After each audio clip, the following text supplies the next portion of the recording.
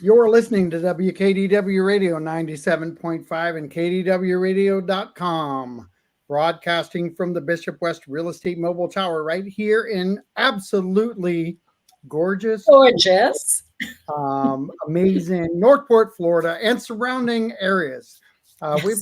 We're very blessed to be surrounded by uh, some really cool places.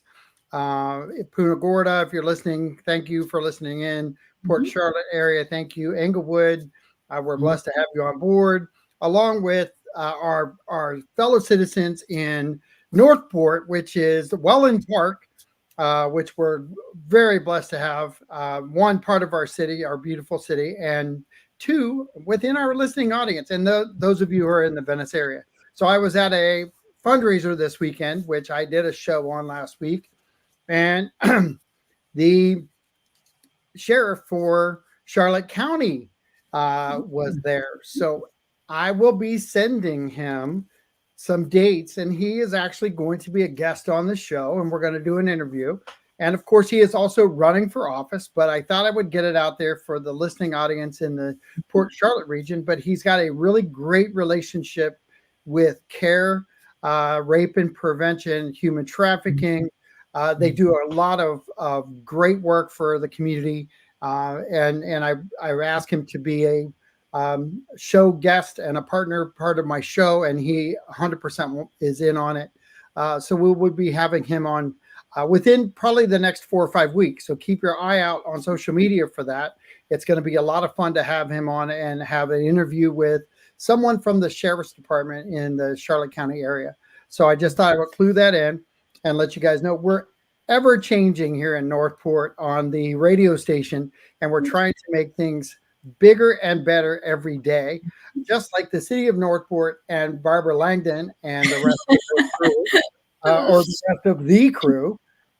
They do every day, and you know the fun part that I have is we get to make announcements, we get to do things, I get to interview you guys. The fun part you guys have is you get to engage with the community at different levels. You get to engage with the community when you go out and you participate in openings. You get to participate with them at different celebrations. And we have those a lot on City of the Green and at the City Hall area. But you also get to engage with the media like myself and the newspaper and give different commentary and different insight. What is it like for a commissioner?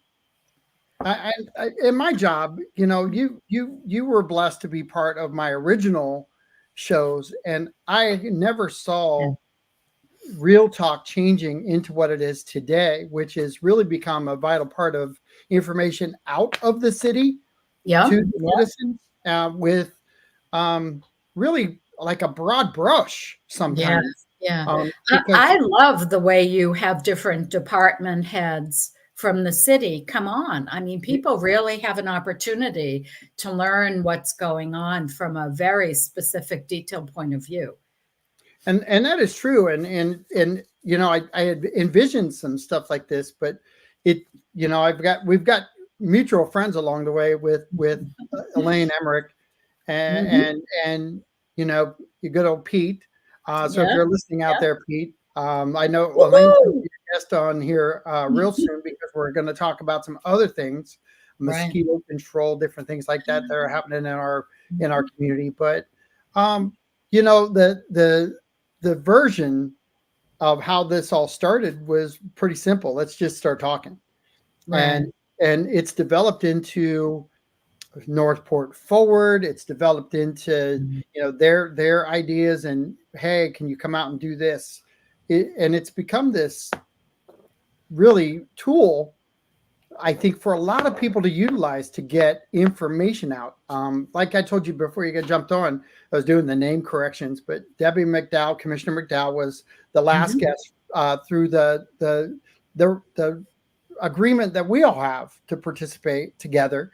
You guys share probably 2 times a year at least. You're scheduled for this, but and then I make those occasional phone calls and panic. Hey, I need a guest. Will you be on? I need someone in an hour.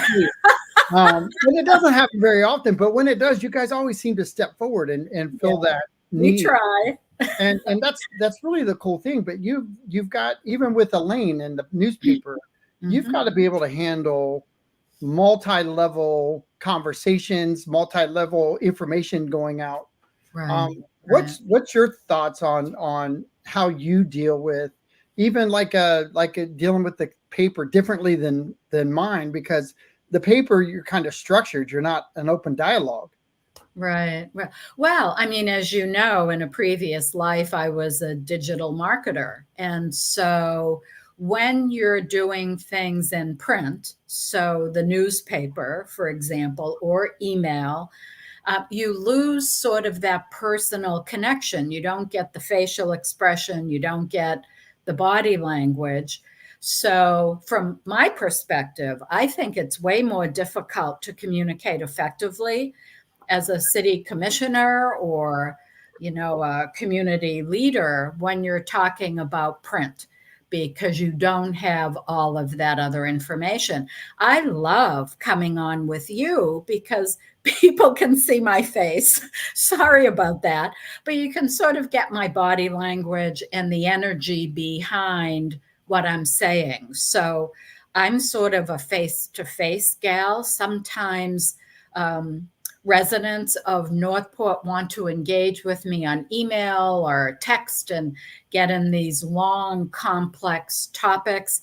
Just those are not good medium for that kind of a conversation. So I'm always saying to people, give me a call. We'll get together for a cup of coffee. Right. I think that, and Chuck English, I know, is on your show a lot. And one of the things I love about Chuck is he is always open and willing to sitting down and talking. And he really makes an effort to get to know us as people. So sometimes when perhaps we're not speaking as clearly as we might, he sort of knows us as people and is able to do a little bit of interpretation around those things. Whereas people who don't know us might, I don't know, maybe not like what we say or a tone or whatever. But residents who have made an effort to get to know us and meet with us one-on-one, I think have a much better sense of where we're coming from and what our intentions are. We have we've kind of worked, and I don't say we work together on this show, but we have communicated, I think, all together as a city leadership, all the commissioners, the city staff that I've talked to, the city manager who is 100% bought into giving his blessing to all of this, and really giving the another outlet for information. And this is only as well-oiled machine as what you all help me make it be a lot of times. But the beauty in it is there's a lot of Q&A that goes on with city citizens, that the Q&A side of this. So if you're listening right now and you have a specific question for Commissioner Langdon, please type it in through Facebook, YouTube, or Twitter. I do watch all those things while the show is going on, and if I can get it blasted up there, I'm 100% going to do it. And she knows that's coming, only in the fact that you type it.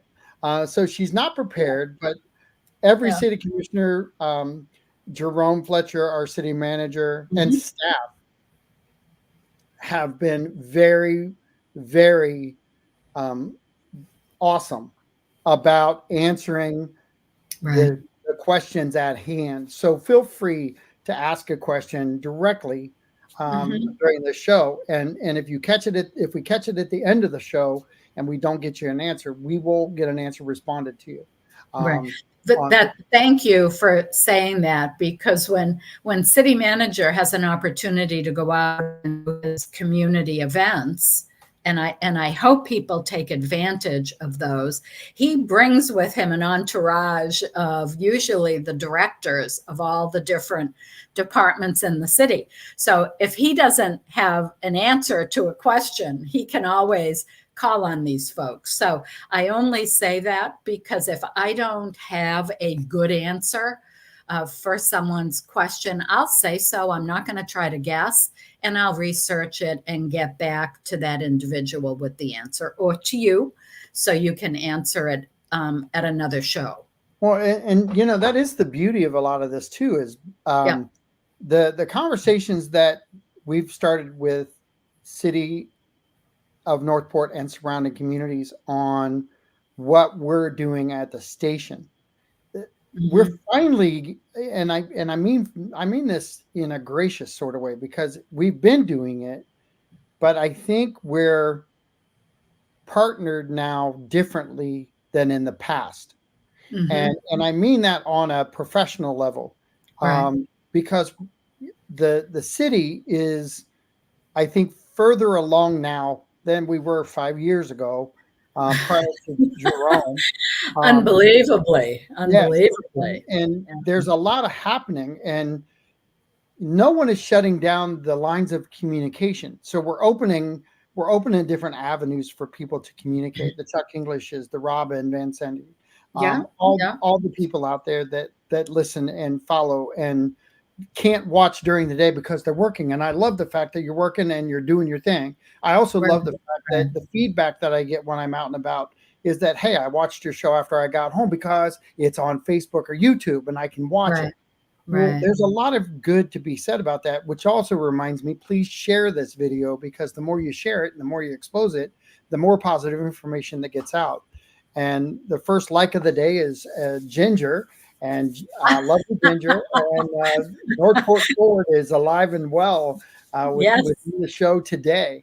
Hmm. But you know that's another essential part of the lines of communication out. Can you talk about the relationships now that are developing and ever developing stronger every day, like WKDW Real Talk and Northport Forward and Kiwanis and different organizations out there, Right. Right. and even Awaken as far as the food bank and what happens there, and Incredible. it Yeah. just the need that is taken care of through other organizations, but make the city so strong, but also incorporate city commissioners and staff into that. Right. I think a lot of that it can really be attributed to our city manager, Jerome Fletcher. He has made it really be a key part of his go-to-market strategy or his communication strategy to engage with all of those different outlets and to form strong relationships between the city and the nonprofits in our city. And Northport Forward is just one example. That started with a conversation with Northport Forward leadership and Mr. Fletcher. Boy, I think shortly after he joined us in 2021. And now, as you're probably aware, the city and Northport Forward joined together. Northport Forward sponsors almost monthly community events where city manager and his entourage of departmental directors go to those meetings, and Jerome will share, a little bit of information, 15, maybe 20 minutes or so of some of the most current things going on in the city. And then the community gets to engage with those folks and have their questions answered accurately.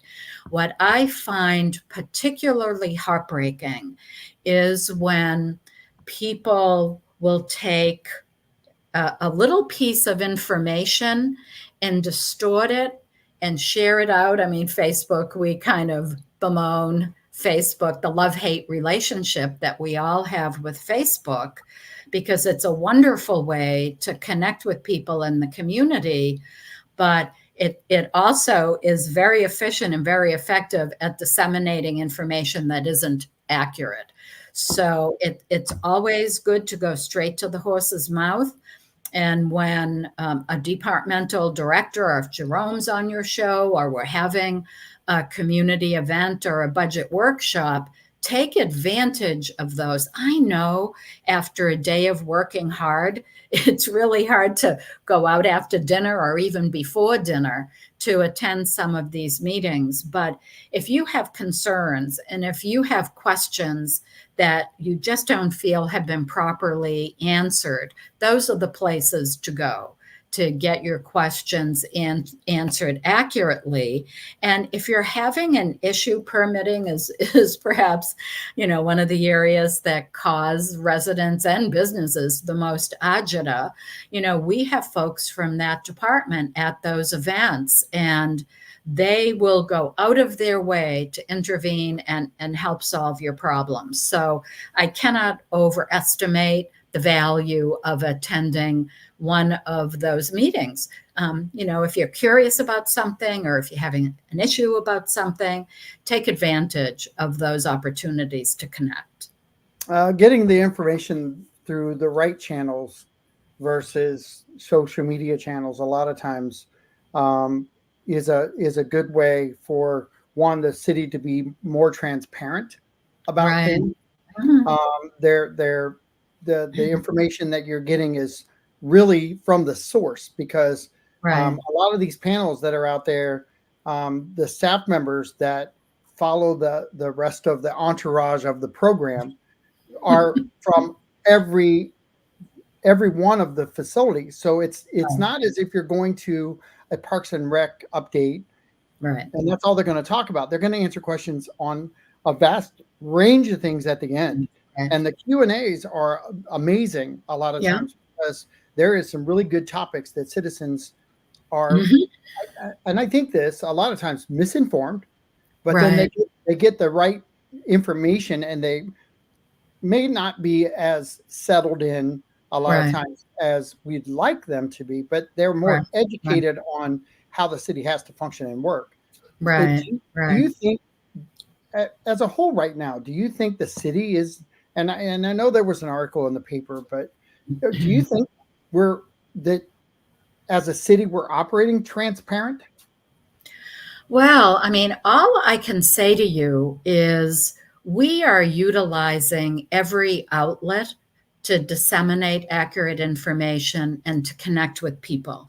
And let's talk about transparency for a moment, because sometimes people request information or have a question and they don't like the answer or they don't get the information they want, sometimes because that information simply doesn't exist.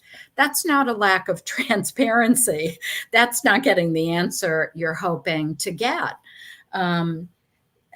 So, transparency is about sharing information through the process.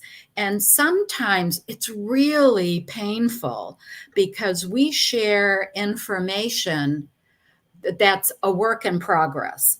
So we'll share our current thinking or, the kinds of things we're exploring. Some of those things may or may not be things that city staff or individual city commissioners would want to do. But it's important for people to know that we need to explore every option. And, I think the rezoning conversations, that those are complex conversations and projects with so many moving parts. And so even when we do our best to explain them, some of the concepts can be challenging to grasp, and it's easy to misunderstand as people repeat the information to their friends and family. I remember I used to play telephone as a kid, and it was always a lot of fun when you were whispering into someone's ear at the beginning of the line of friends, by the time it came out at the end, it bore no resemblance at all to what the message was originally. And so it is very, very easy for that kind of thing to happen. The new police headquarters, same thing. We're struggling mightily to identify the funding to go into that. And for one, I believe we need to explore every option. And one of those could very well be selling off city properties. None of us want to do that. If we did that, it would be strictly a last resort.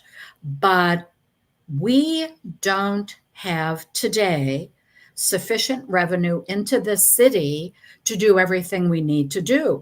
And I know you and I have talked about this in the past ad nauseum, but we do not have sufficient commercial development.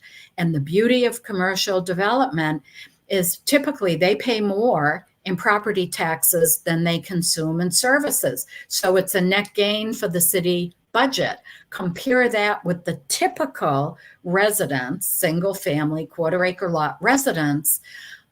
For the most part, we consume more in services than we pay in property taxes. And so part of our struggle in figuring out how to fund things in the city is because of that terrible imbalance. And I'll just throw it out there again. We have currently about 8% of our land use zoned commercial. Not all of it's developed, but it's zoned commercial. And experts say you really need to have 20 to 30% of your land mass zoned and developed commercial in order to be able to sustainably balance your city budget and build out. We're nowhere near that. And it's a huge issue. It's causing us pain now, and it's going to cause us pain into the future until we can catch up with that dynamic and begin to shift some of that tax burden off of our residents and share it with our commercial partners. Right. So I've got a question up by Chuck, and it says, hi, Chuck. Could be a good discussion question. Just because one says it does not make it true. Right. In the city only the city only provides the information they choose to the public. Have. Wow. I mean, I don't really see a question in there, except that you're questioning the city's commitment to being transparent. And Chuck, I know you know very well that commissioners cannot talk about city business until we're all together in a room in a meeting that's properly noticed. We broadcast live those meetings, and we record them. So people who can't attend in person or watch them live, some of our meetings are during the day, people work, they can always go back later on YouTube and watch the meeting. You know, I don't know how much more transparent we can be. Minutes are available on the meetings. We have meetings with the community in person. As we were just talking, we have city staff regularly on John's show and other shows talking about what's going on in their departments. And so I see another question. I threw another question up there because I think, and if I'm not mistaken, Chuck, you can tell me if I'm going down the right path here. It might not be the transparency side of it that he's looking at, but maybe are the citizens getting all of the information that they need before things happen? Chuck, am I along the same line there with you right now versus the transparency? Because I think that the transparency side of it is part of it, but even with the notification side of the property owners, with the city taking the attitude we don't have to. I don't know that the city's doing that either. No. I think what Chuck is poking at is an op-ed piece in the Sun last week written by Commissioner McDowell. And at a recent meeting, recent past few months, we were talking about rezoning, and city staff sort of talked about how we will go about implementing the rezoning. The state has set up requirements for how municipalities should go about that, and we are following the state mandates on this issue. Now, Commissioner McDowell would have preferred that we send mail or registered mail, I forget the exact request, to every property owner whose city may or may not be rezoned in the future. And she made a motion to that, which wasn't seconded. And she was based on her op-ed, very upset about that. That's not a lack of transparency. That was the majority of the commission not being interested in discussing implementation details that Commissioner McDowell was in the minority, 1-4, in wanting to discuss. To me, I think Commissioner McDowell was upset that she didn't get her way. That is not a transparency issue. That's a policy difference or a tactical difference where one commissioner or the rest of the commission did not agree with a path forward that one commissioner wanted to make. So, it's unfortunate since that topic is on the table. It really saddens me that Commissioner McDowell has fallen into the trap of making conversation and energy about her. And I happen to think highly of Commissioner McDowell. She brings an interesting perspective and a lot of strengths to the commission. We don't always agree with one another. I had a number of 4-1 votes with me being in the minority recently, but the majority rules. And once we take a vote, it's incumbent on all of us to move forward.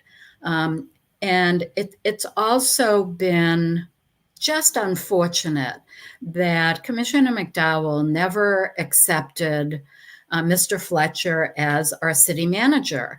The majority voted him in as city manager in 2021 with a majority of a vote of 4-1, with Commissioner McDowell dissenting.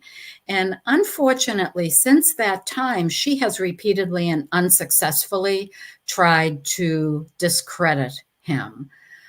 But we have a lot of work to do for this community. A lot of the things we're working on are really a heavy lift. And I certainly speak for myself, and I hope I speak for the rest of the commission. Once a vote is taken, whether we get our way or not, we move on and we do the work of the city. And that's what I would commit to do moving forward. So I flashed a question up, but it was a slip of the finger too soon. But I want to put this up because we've talked about this relationship that we have with following state guidance and state rules, and this kind of comes into play with. And thanks for asking the question, Robin. Great lead in, and thanks for watching. We don't always have to follow the state statute to the T as a municipality. We can make changes in order to give proper notice to the residents who will be affected by the rezoning. Well, we do have, it really depends on the matter. So this matter that we're discussing, we could do more than the state mandates in terms of how we announce these things. But a majority of the board did not choose to move forward with that. So again, it isn't a lack of transparency. It's a difference of opinion on the commission. And it's important that people keep that in mind. We're going to announce it the way we need to announce it. And I think it's important for residents. Getting word out to folks is always a challenge. Some folks really are not interested in hearing what the city government has to say. You know, they live their lives and they elect city commissioners and they expect us to operate in the best interest of the majority. So again, I'll talk for myself, and I think I talk for most of the commissioners that are on the dais today. It is our intention to do the most good for the most. So to do the most good for the majority of people who live in this city. And I, for one, I'm always looking into the future. So when we make a decision today, what's going to be the impact on city residents 5 years from now, 10, 15, 20 years from now?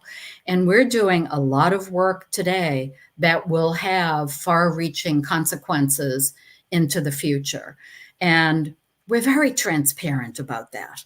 You know, we discuss work in progress with people. And the downside of that is that people get upset with decisions that haven't even been made yet. But that's a price we have to pay. So residents have the opportunity to see work in progress. And sometimes, and this is certainly true in my case, as we go through that process, as we collect and identify more and more information, our attitudes and opinions and decisions about things evolve. And that's a good thing. So sometimes we'll take a hit that maybe we're being inconsistent, or we said one thing and then we said something else. Well, to a certain degree, demonstrating that we're basing our decisions on competent, we always sort of say this in our quasi-judicial sessions, competent, substantial information. It's really important that we do that. And we explore every avenue, and we share that process with the community. And sometimes it's really painful and we cause people to worry when sometimes things resolve themselves and they don't happen in the way that residents were concerned about when they sort of heard us talking. I certainly don't want to sell any parks to fund the police headquarters, but we're going to have to figure out how to fund it. And we're not going to like all the options that we might have to employ to do that. But we'll continue to share information and our thoughts as we go through that process. And I don't know how much more transparent one can be. So another question from Robin, Yeah. or another, I think a statement and kind of leading into a conversation. I'm not saying it's lack of transparency. I'm saying in order for the community to be heard, Yeah. I think we need to go a step further. And you were talking about that. Mm-hmm. That is a minimum requirement to give proper notice when a condominium will be going up in their backyard. Yeah, well, Robin, I'm going to ask this, Robin, can you clarify which one you're talking about? Because we have so many going up right now. I want to think that you're talking about the one on Sumter, because there's two complexes that kind of are in the backyard. And I think that's the most prevalent one that gets discussed the most. Could you clarify that for me real quick? Well, John, in all honesty, which development we're talking about doesn't matter, because there is a process when a development is going in, a commercial development or a larger development, like a higher density housing development, whether it's a rental or a condo, doesn't matter. the abutting property owners are notified of that. A sign is, there's a notice in the newspaper. There's a sign on that property with the date and time and location of a community meeting about that. In fact, and let's talk about one of them, Serenity. So there was really a beautiful higher density housing development planned for Toledo Blade, I always have to do this, southwest of Price and Toledo Blade. And the abutting neighbors were very upset about that. And the developer was going to go away and not do anything. But having higher density housing on our main arterial roads, that's where it belongs. That's really where commercial development belongs, where higher density housing belongs. And so staff worked with them and they made major changes to how they were planning to lay out that project. And it's going to be a beautiful project. Well, so the reality with Northport, we talk about being a pre-platted community. What does that mean? Decades ago, the city was carved up into quarter-acre lots and sold off to thousands of property owners. We can't do anything anywhere without bumping into a community of single-family homes. So what staff has done, if you look at the rewrite of the ULDC, people are very focused, as they should be, on Chapter 3, which is the rezoning plans.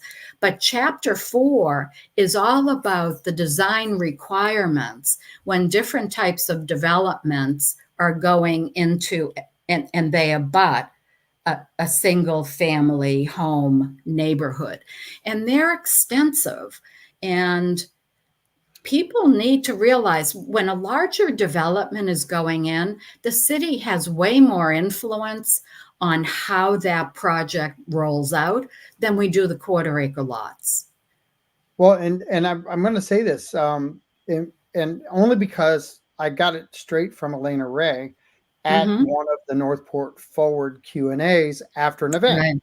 Right. Right. And it was one of the ones that City Manager Jerome Fletcher did, and Elena Ray could not get to the mic fast enough to talk about the issue with the property at Sumter and her description of how that was handled and why. You also have to go back in time, because when that development was approved, the design and the standards and all of the things that were taken into consideration, that date of when that approval came in, they couldn't go and change anything. They had to abide by the policies of the old standard. So she even said that night, we tried to, and they worked with us at best we could make them soften the blow to the community by putting different things in play. But the restraint, and I have to say this because she was very forthright with, one, the city doesn't want to put that impact on the citizens in that fashion, but they also have to develop, but they also have to abide by the past rulings that were in play. Right. And then try to work around all of those things with no leverage to change things. Yeah, thank you for saying that, John, because staff has done an incredible job influencing how developers develop in this city. Our current zoning doesn't offer much and doesn't give staff a whole lot of teeth or tools to use to force developers to do things in a certain way. So our new zoning and the new design criteria are a huge step forward. and making sure that commercial development goes where it should, single family home development goes where it should, higher density housing development goes where it should, and beyond that, what they need to do from a buffering, a landscaping, a frontage, a backage, a sidage, what they need to do, the new regulations that have not been voted on yet. They've done an incredible job of getting developers to do things in a way that's much more consistent with where we're headed in terms of the ULDC rewrite than where it is currently or where it's been in the past. An incredible job doing that. Well, and I want to go back to something, because in how Elena Ray presented that, it did tampen down the tone Right. of what was taking place, and I think that has to do with a lot of things, and with and Robin, I love the questions. I love all this stuff, because this is what a Q&A actually ends up being at Northport Forward's events, is these questions get brought up, and then the staff immediately is there to respond. And I understand that sometimes the staff gives a question and an answer that we may not like, but I think the clarification a lot of times on why they had to do it is actually more kind of soothing to the ears than just saying, I just don't think they care. Well, they do care. We do. Right. And Robin says, I have no problem with Lena, and her staff are doing a great job. And that's the beauty in this whole conversation, is we have people who on this show, and as listeners, as people who have never listened before, they care about the city, they care about the topics, they care about all these things. A lot of them may not have time. We talk about these residents in these areas where these complexes are going up. And I'm going to promise you something right now. 80% of our people drive away to go to work. They see them being built, but they don't have time to fight or respond to anything. And by the time they come home, even if there is notice, and I know, like the one on Toledo Blade, there were plenty of conversations about that going in. But it's zoned that way, it's going to happen that way, and they're going to soften it the best they can. Right. That seems to be the answer wherever city you go to. Northport is not changing the answer. They're giving the same answer every city does when these things happen. They're just trying to find a way. And maybe I'm kind of speaking for you at this point, but I think you're trying to find a way to lessen things. I think the staff is trying to find a way to lessen things and still keep us moving forward in where we have to move as a city. Because if we all had our way, we would have left the trees alone. We wouldn't have touched anything. We would have said, we own the property, leave it alone. The problem is we don't own the property. It's not designed that way. And those trees are going to be gone. And they're disappearing. And John, there's a little thing called property owner rights that sometimes in our public discourse we forget. And if a property owner is within its rights, according to our current rules, to do things a certain way, we cannot say no. Well, let me be a little clearer. We could say no and wind up in court spending taxpayer money on a case we cannot win. So, it's tough. And I will say, I talk about these things. Elena Ray lives and breathes this day in and day out.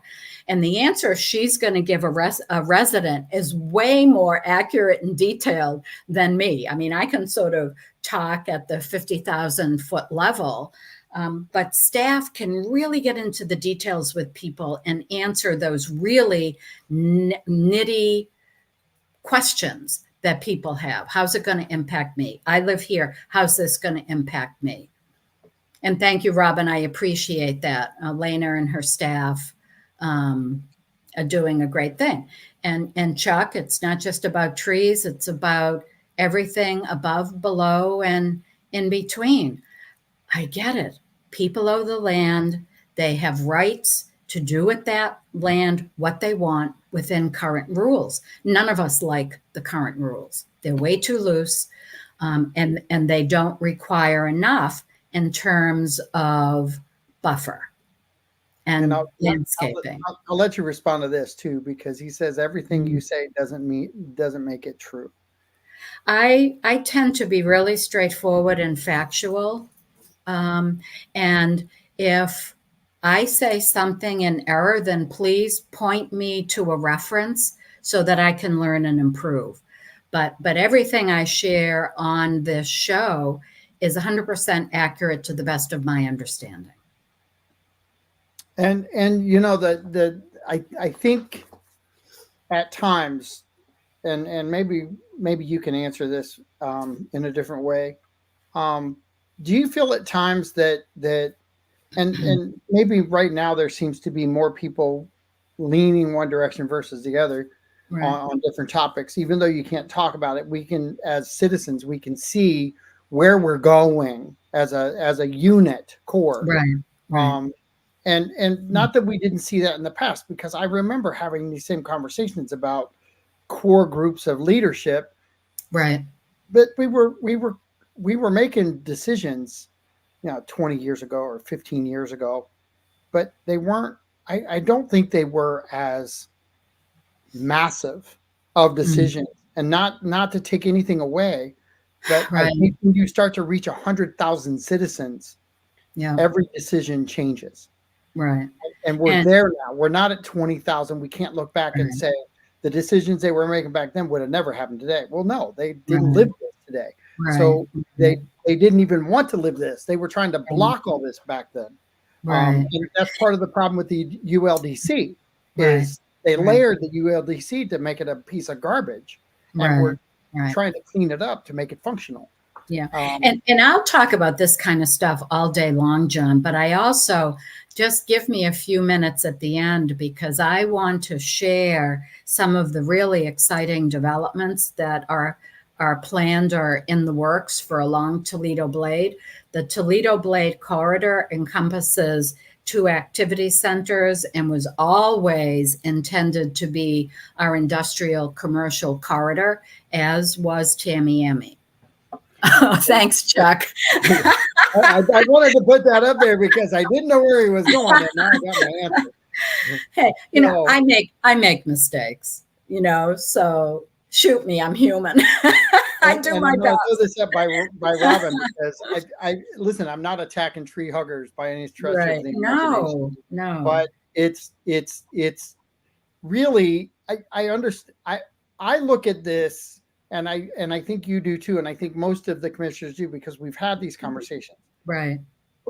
We want to slow the tree destruction down, but Right. we also have something in play right now that we didn't have 3 years ago with the trees. Right. And yes, while we're funding a new department over it, and we're funding trees and different, how about the trees that are supposed to be here, that are not here? So Right. while Right. these spots are going away, I got to lean back into this.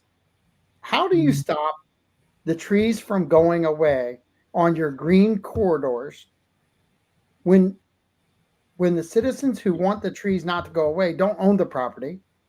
Right. Someone else owns the property. It's been deemed to be something else other than trees since the date it was decided. Right. And now we're supposed to jump in and tell them no. I get the restraint, though. And I think Robin is more of a restraint. Let's not take them all. Let's figure out a way. And I'm not disagreeing with that either. But sometimes it's easier to clear the lot and pay the government and put things back than it is to keep the trees and work around them.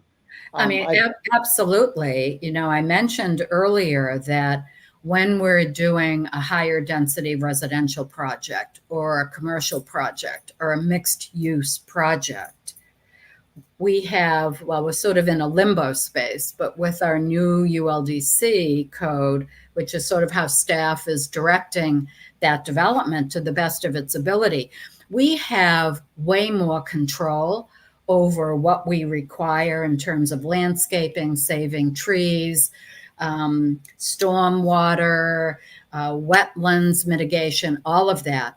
I'm way less concerned about that development because as they start happening with the new ULDC, I think people will see a real difference in how they look and feel.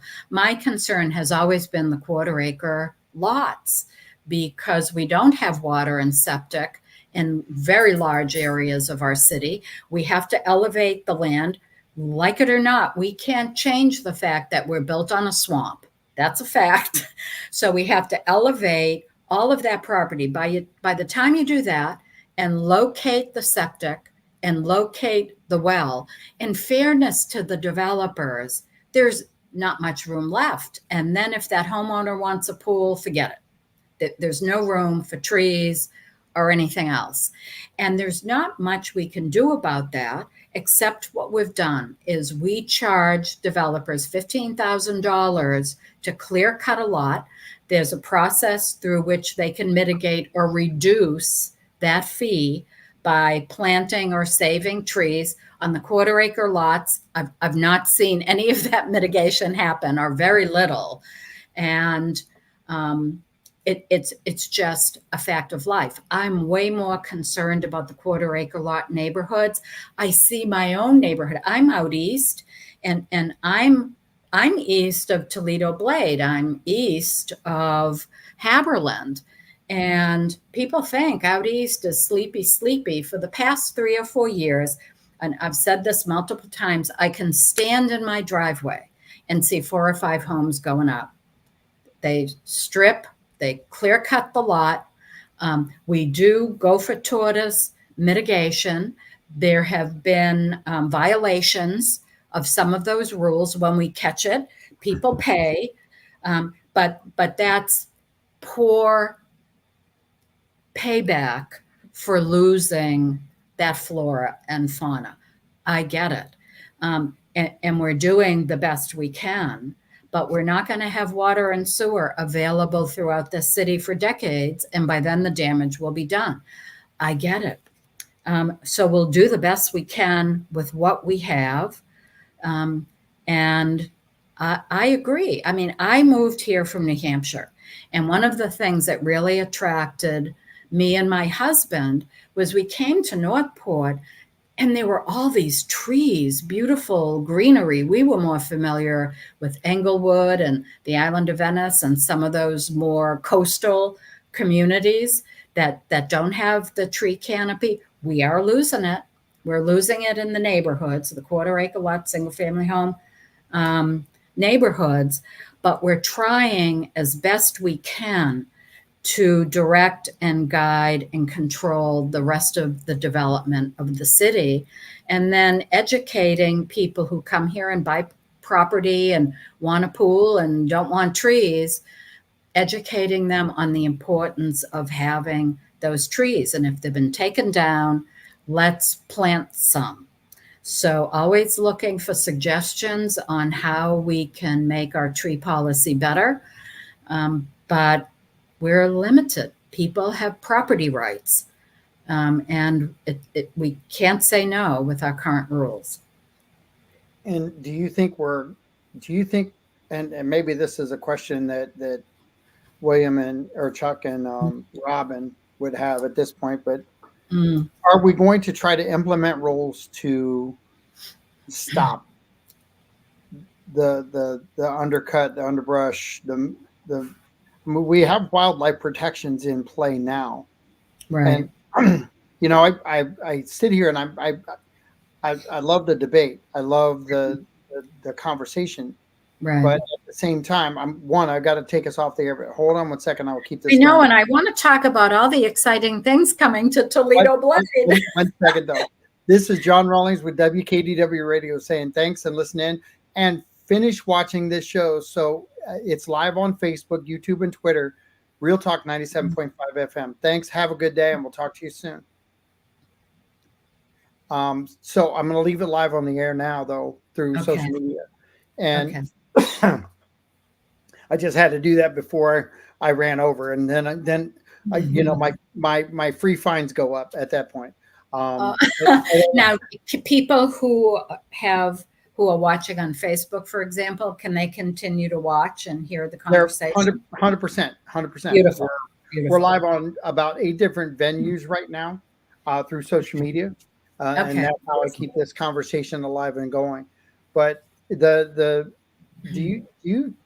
you think that we're going to at some point block? Because we're almost it's kind of this there's this weird area that we're in right now. We have a group of people who want us to, hey, let's stop building over here, let's not do this because we're going to move wildlife. Hey, we're not going to do this because we're going to move trees. And I get it. I'm not saying anything bad about that.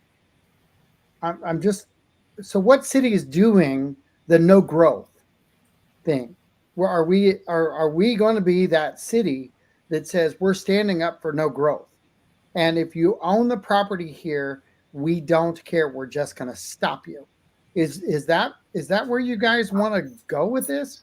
I'm because I'm trying to figure out a soft spot. I'm not a lawyer. Okay.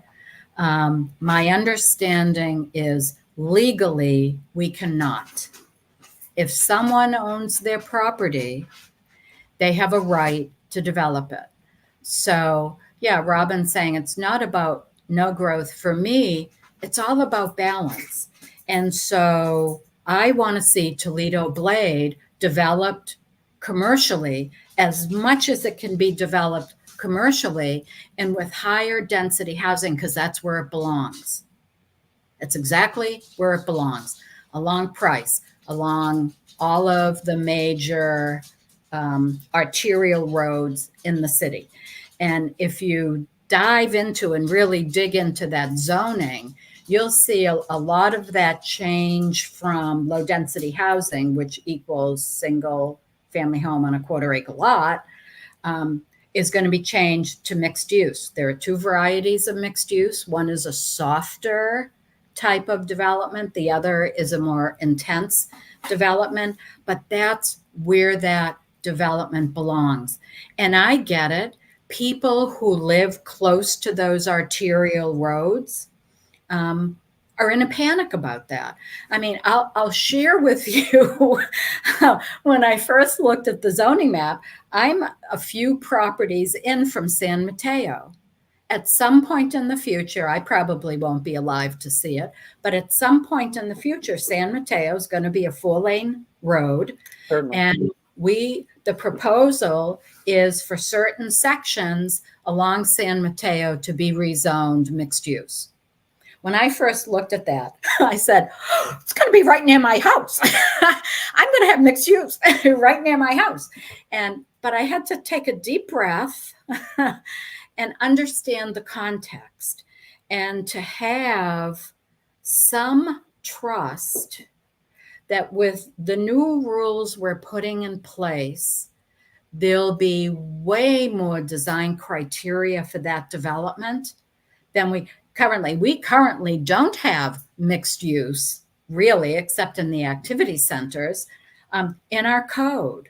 So we need to have some faith that the city will continue to do things in a balanced way, but that isn't necessarily going to mean animals and lots of trees everywhere in the city. There are going to be areas that are going to be business oriented and busy and higher density, and there'll be other areas of the city that are single family home developments.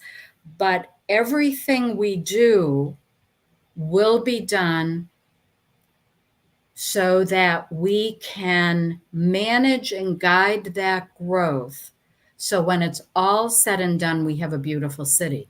And I realize that there are going to be some people that that came here a long time ago because it was a sleepy little community with one traffic light. And if you wanted to go grocery shopping, you went 10, 20 miles down the road to do that. That's not a reasonable expectation to have going forward. We were talking earlier about the incredible challenge we're having funding things because of the current makeup of our city. And I think people don't think about the fact that 29% of our land use today is conservation, recreational, parks, or open. Some of that's parks too. And only 8% is commercial. That is not sustainable going forward. Have we done any data Oh, can comparison? I just say one more thing, John? Sure, Because sure. that statement could be repeated and misunderstood. My way to correct that is not reducing the amount of conservation and open parkland we have. It's growing the commercial base. So let me just sort of finish that thought. Well, and along those same lines, then my follow up to that would be in comparison to neighboring. I hate the fact that we do things by thinking our neighboring communities are Jacksonville or somewhere else. They don't look like us. They're not us. No, they're not. Venice actually doesn't look like us because Venice kind of has the downtown strip. They have water. They have the island. So they're not a makeup of ours. Right. Port Charlotte's pretty close. But if I incorporated this into our neighboring communities, we have that 30% parks, and we should be touting that. In comparison, do you know what the city of Sarasota has, or Venice has, or Bradenton has for their allotment of park? Are we higher than they are? You know, I don't know the answer to that question. I'll bet you someone, either Elena or someone on her staff, can answer that that's an question. essential part of this conversation moving forward, because if we don't know what our neighboring communities have, if we're in that mix already, and we're already there at the 30%, and we're not wanting to change that, or if we're higher than they are in that 30% range, it's not that this conversation is over and done. It's that the answer is we are doing already more than every other community. And it's not, and it's not, Robin and Chuck, it's not to soften that answer. It's really to say, if we actually did more, now we're doing more than everybody else. Right. But at what point do you, and that's then it leads back into my follow-up, which is, at what point, if we have that number already, and if it's true that we're already there, are we willing, no other community is stopping the growth. They're ramrodding their agenda through. We're not ramrodding it through. We're working that side of it. So I just wonder how many more businesses have to look at Northport and leave. And we've stood around for 20 plus years, because I've been here for 20 plus years. And we've made statements. Well, they were coming, but they're not coming now. Well, then we see them pop up 3 miles south. Well, that's not what we want either. And some other community gets the benefit of that. Correct. And they get all of our tax dollars because we go there and we support that business in another community, and we don't even think twice about spending our tax dollars in another community. Right. I've written down that question because you've piqued my interest. Also, neighboring communities, what does their ratio look like of residential, commercial, and open space parkland conservation? But I'd make one comment. I think it's the intention. It's certainly my intention. And I believe it's the intention of my fellow commissioners and city staff to guide the growth of Northport so it continues to be a special place. So for me, what neighboring communities, I don't want to model over what they're doing. Just because they're doing something doesn't mean it works for us, or they're not doing something. I want Northport to stand out and be unique and be different from all the surrounding communities. So Correct. for me, checking what the surrounding communities do, it's more of a reality test. It's sort of like we weigh, you know, over developing or under. It's just sort of what are other communities doing, and can we learn from that? Or I'm a marketer. Can we use that to differentiate ourselves because we're different? Correct. And we want to be different. We don't want to look like Miami. We don't want to look So like the Jacksonville. funny They thing are is, not the communities we compare ourselves to. they will never look like us. In fact, Hmm. there are very few communities in the state that resemble us. Right, Even making my trip up to Ocala, middle of the state, no water surrounding it. right, We're beach ready 30, 40 minutes away. right. So, not that I'm comparing us to Ocala, but when you compare different communities up and down the coast, we are already standalone. There Mhm. isn't another Northport Right. next door. We have Um, a really different vibe, and we I'm do. familiar with Ocala. I have friends who live there, and Ocala has done a good job as they've grown and developed in both the commercial and residential area of maintaining its horsey kind of um, equine vibe that's out in the Ocala area.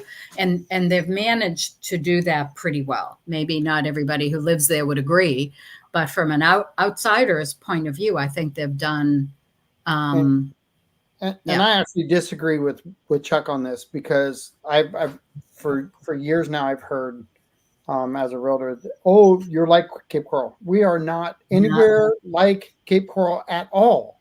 nope. We're Nope. not. Stop comparing an apple to an orange. It's not Right, the same. right. And if you go to Cape Coral and do any type of research, you realize the minute that you're on Pine Island Road that we're not anywhere near the resemblance of Cape Coral. I Um, actually owned a buildable house lot on Cape Coral. okay. And once I bumped into Northport, we sold it. We wanted to be in Northport because Northport is very unique and has a unique vibe. And it's not going to be easy. It's going to be a challenge to grow the city and sort of maintain its differentiation. But we're up to the task. So Chuck says I didn't say it was like Cape Coral. I say it's and I'm gonna teach Chuck something. I have fat finger syndrome too. Uh, I do too. See? so losing it, using it as a template instead of losing it. So Yeah. I get it, but Chuck, you're not comparing it, but you're saying the template. But there are other citizens out there who don't use the word template. They say, "Oh, we're trying to be Cape Coral." We're never Right. going to be Cape Coral. We're We not don't designed. want to be Cape Coral. We don't, and it's not gonna. We're not structured that way. No. Our we're not. I wouldn't even say we're using it as a template. Yeah. I think we take and borrow things from other communities to see if we can do them better. Yeah. But Or if it I makes sense for us. yeah, Is it something that would improve the quality of our life in some way? It's interesting. I really have to give a lot of credit. I don't like labels, but folks who are, say, more environmentally focused, Chuck and Robin, and there's a core group of others. They really show up at meetings and they show up for these shows. But it's important for people to realize that when I'm out in the community talking to people, I'm getting dinged and banged all the time because we don't have enough adult entertainment here in the city. And I'm not talking gentlemen's clubs. I'm talking things for grown-ups to do in the city: music, dining, places to gather with their friends. We are sorely lacking that. And I just want to share with people that I'm going to say we are focused, laser focused, particularly along Toledo Blade, bringing those kinds of gathering places. You know, we bemoan the fact all the time that we don't have a downtown, and downtowns are important for lots of reasons. But we have a couple of projects going on different parts of Toledo Blade that have the potential of offering us those kinds of gathering places. And staff has gotten a developer and a landowner together for a very large parcel off Toledo Blade, north of Price, to bring an entertainment center, like a very recreationally oriented part of the city. So there are restaurants proposed, hotels. Now, I know a lot of people don't like the sound of that, but we're talking to about Toledo Blade. It has always been our industrial corridor, our commercial corridor. It's where this development belongs. And I've heard names like Chipotle and Starbucks and Capitol Grill and Detweiler's and Ruth's Chris as the kinds of businesses that developers are talking to with the help of our economic development team, both here in the city and at the county level. The county has done a great job of promoting that commercial corridor, Toledo Blade. And there's a lot of interest. There's a lot popping in that area. And that's exactly where that kind of development should happen. And it's coming, whether we want it or not. Right. And I say this because we've had these conversations on the show with staff and leadership. And none of the staff, none of the leadership wanted to just appear. They wanted to appear with structure. They wanted to appear with guidance. They wanted to appear essentially how people wanted to appear. And I, we're kind of unique, I think, as a city. And I say this because we have a really small area for commercial of old. So everything that we're doing right now is a massive change that only happens once in a lifetime. And I think that's Robin and Chuck and people who feel the way they do. They're watching it change and go away. And yet the common sense is there. They want to keep it. They want to kind of work together on things to get it done. And it's not a pot shot at anybody, but these other cities have kind of gone through these growing pains too, and they're thriving and surviving. And the wildlife was pushed out of those communities and more inland. Well, I hate to say this too, but even inland in Florida as a whole, inland is now being processed into different things. I mean, again, Northport is unique, and this is both a curse and a blessing. We're surrounded by environmental land. Now, it's a curse. Anyone who's tried to get out of this city when there's an accident on 75 and everyone's going down 41. I had an experience 2 weeks ago. I had a meeting up in Sarasota. I left an hour and 10 minutes before that meeting was supposed to start. And I didn't realize until too late that there was a major accident on 75 just before River Road. I spent 45 minutes driving around the city trying to find a way out and to bypass log jams. I could not get out of the city. That was a frightening experience. Couldn't get out, could not head north. I could go south, but I could not head north. Wasn't possible. So I only bring that up because that we're surrounded by environmental land, and that's sort of the curse part of it. But the blessing part of it is, yes, our neighborhoods as they develop out are losing the bobcat, the gopher tortoises. I moved here 10 years ago. I saw bobcat on a regular basis walking down the street or walking across my backyard because there were so many undeveloped lots. I saw gopher tortoises on a regular basis. I don't see them at all anymore. But we do have those environmental lands, and they can go there. And I get that it doesn't make people happy. They'd like to have it the way it was 10 or maybe even 20 years ago, with those kinds of animals freely roaming our neighborhoods. We are going to lose that. Those animals will be relocated or will retreat to those environmental areas. Fortunately, we have them surrounding the city. We have the Orange Hammock, we have the Walton Preserve, we have the State Forest, and there's another one there, just the name escapes me. But we have a lot of that land around the city. Other communities, Cape Coral doesn't have the luxury of that. So they lose their animals, they lose their animals. At least ours do have a place to go. And I'm going to put this up. It's from Chuck. Yeah. Yeah. Mm-hmm. Yeah. And I've learned a little bit about gopher tortoises since I've been here, and you relocate them and they do everything they can to get back to where we came from. It breaks my heart. It does. I love those little guys.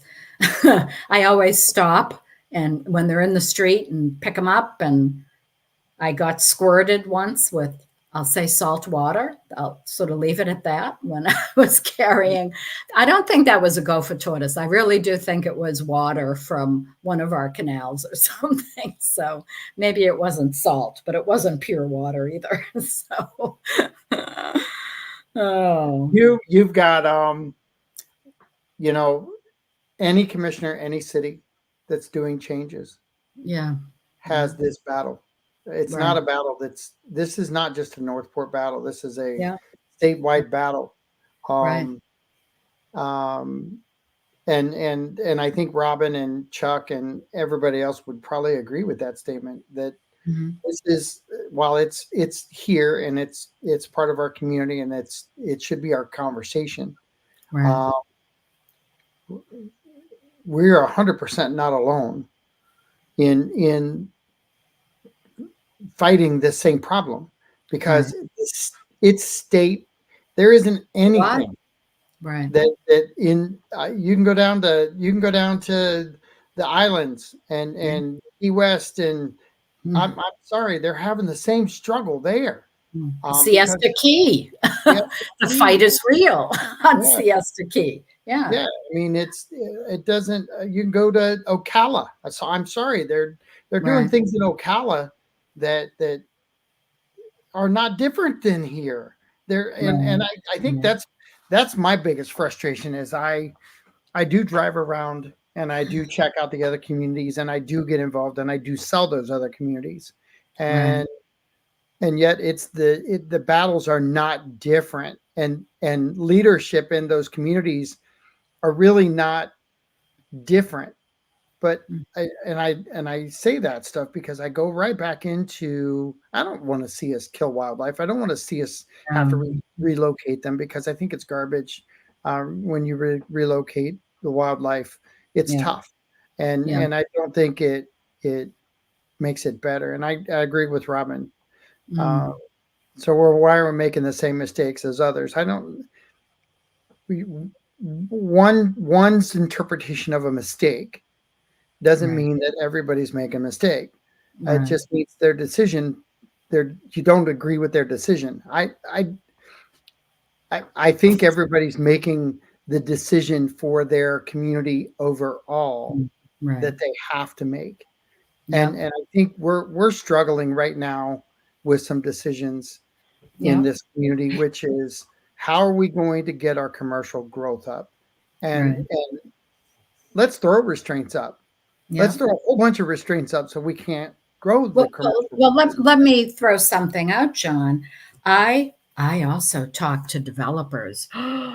Does that make me a bad commissioner? I don't think so. I think developers and landowners are stakeholders too, There. in this city. And I talk with them on a fairly regular basis. And the feedback I've gotten from some of them, not all of them, but some of them, is that the new design criteria in the ULDC rewrite is too stringent and might cause some of them to choose not to develop here. But I'm very nice and very polite, but Northport might not be the place for all developers to come Well, because and um, we want to maintain a certain look and tone to our community. And if a particular developer can't live with those design criteria, then probably they shouldn't be here. There are other places they can go and develop. so how do you feel about Robin's idea or theory here of having connectivity through wildlife corridors? Um, I do like the concept, and I'll probably share something that Robin and Chuck won't like. At some point, this city is going to have to extend Price through to River Road. We're going to have to extend Toledo Blade. I always forget if it's 70 or 72, which is sort of that main smaller road through the center of the state. For the health and well-being of this community, we're going to have to do that. Both of those extensions will take those roads through environmentally sensitive land or conservation land.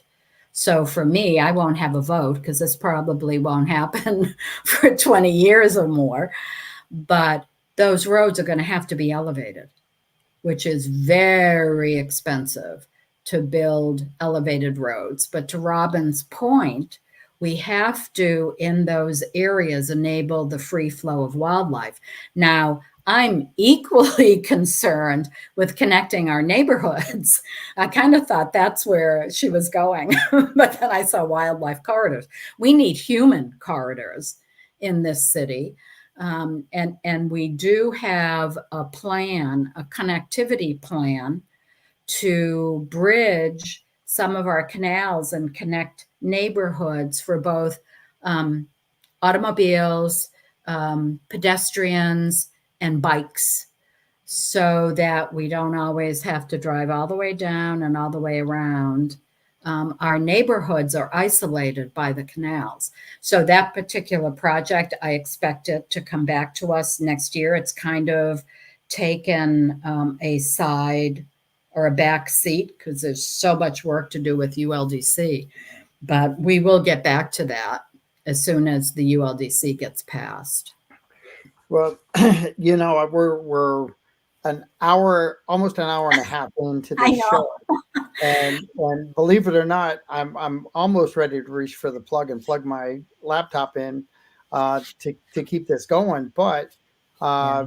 first off, Robin and Chuck, thank you so much for participating, and I Mhm. love having you as part of the show. And I I know love you what they bring to the conversation. I they do, really do. and everybody does, Yeah. and it's you know, if you don't have these open dialogues, you don't have these Mhm. conversations, Right. uh, people don't get heard. And it's Mhm. not that there's no attack here. No. I love both of those two. I've Mhm. had coffee. I've been blessed to have coffee with Chuck a couple times, Mhm. which we need to Me do too. again very soon. Yeah. And Robin, I've had great conversations with, Mhm. and I don't even disagree with a lot of her ideas and thoughts, Mhm. and they're kind of cool in that regard. And it's it's it's fun to have a different perspective on Mhm.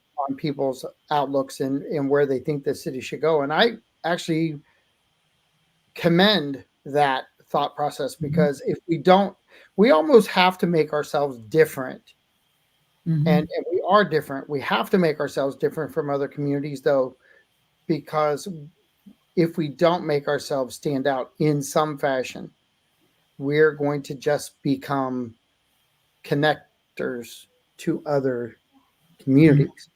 Right. And that's not what we want to be as a city either. And I hope I didn't kind of steal your corridor idea of connectors there, Robin. But when you said that, it made me start thinking that if we manage ourselves correctly, and we manage our growth correctly, and we manage what we're doing correctly, Mm-hmm. other communities will notice us too. Right. They will make us a connective stop Right. for Right. their future. And Yeah. I think that's what we need to do. Yeah. Um, and I think we need to take into consideration the wildlife. All those things. Yep. Uh, I'm 100% not a wildlife hugger or tree hugger, but I have I'm a 100%. tortoise hugger. Yeah, I'm a Buckeye. I love football, but the one thing that comes along with um, the fact that they're in the fight is the passion, Right. and the compassion of the whole Right. thing. And I have both of those for anyone who's fighting the fight and getting in there. But I also don't disagree with them at all. I'm not Right. opposing the fight. Um, it's just the unique position I think I find myself in on this show Mm-hmm. of bringing people together who sort of don't have like minds, but do have like minds, but have to figure Mhm. out futuristic plans Right.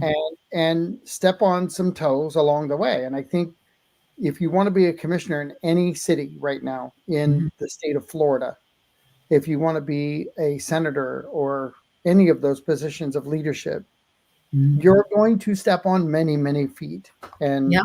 Yep. it's just crazy how that's going to evolve. Um, I think from here on out, um, Right. and Right. past our lifetimes. As you said earlier, your house is going to go through a change in the future, and you're not going to be here. Right. But Right. if we put some rules and regulations into play, but before I go, is there anything that we didn't talk about on today's show that you wanted to bring in? I think we covered it. I would have liked to gone through some of the projects happening on Toledo Blade in a little more detail, but we'll have opportunities for that in the I, future. I, I tell you what, because I have a fifth Monday Ah, um, coming up. So next Monday is a fifth Monday, I believe, or the end of the month. But let me hold on one second. let me grab my calendar. So I want to do this with you. The I 29th is the fifth also, Monday. before we go there, I also want to say to anyone who is still listening, there's a summer series going on with the Sarasota County Connect workshops. It's taking place at Solis Hall. We had one last week on April 11th. It was fascinating. It was about entrepreneurship and the growth of small businesses. The next one will be May 9th, 5:30 to about 8 o'clock in the evening. I'll send you the flyer, John, and then maybe Okay, you can make it available. It has all the dates and the certainly topics of I can those definitely workshops. do that. And then the how about city boards and committees and their function within the city? That was from Chuck, and maybe that could be a future topic that we maybe you can take that and run with it with Chuck for a couple weeks. Would you be available on the 29th from 3:05 to 4 o'clock?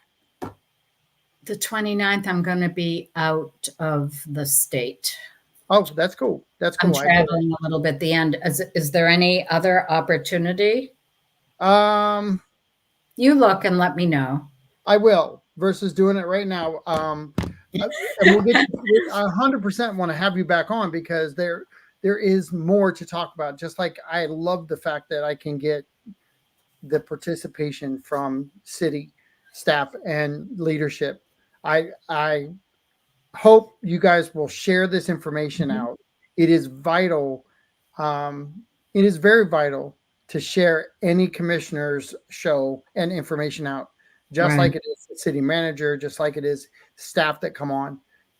it is the real answers. And you see, if you're listening now, I want and truly love the fact that we're engaging in communication. If we don't open the doors of Mhm. communication as wide as we can get them through these venues, I will promise you this: voices will be less heard. We don't Right, have another media source that's even speaking up for us. This right, one is. right. Real Yep. Talk Radio is truly thankful for everyone's participation at City Hall and other organizations out there. And I look forward to working with you more, Barbara. And when we do settle up a date, I'll get it out there early enough where everybody is going to know about it. Awesome. That's great. And I'll promote it too through my media. Thank you so much. I appreciate it. Thanks. I appreciate you, John. Thanks for having me on. Not a problem. We'll talk to you soon. Thanks. Okay. And this is John Bye-bye. Rawlings along with Commissioner Barbara Langdon from the great city of Northport and surrounding communities that we love and cherish. Thanks Yes. for joining in, and we appreciate you. We'll talk to you soon. Bye bye now. Bye-bye.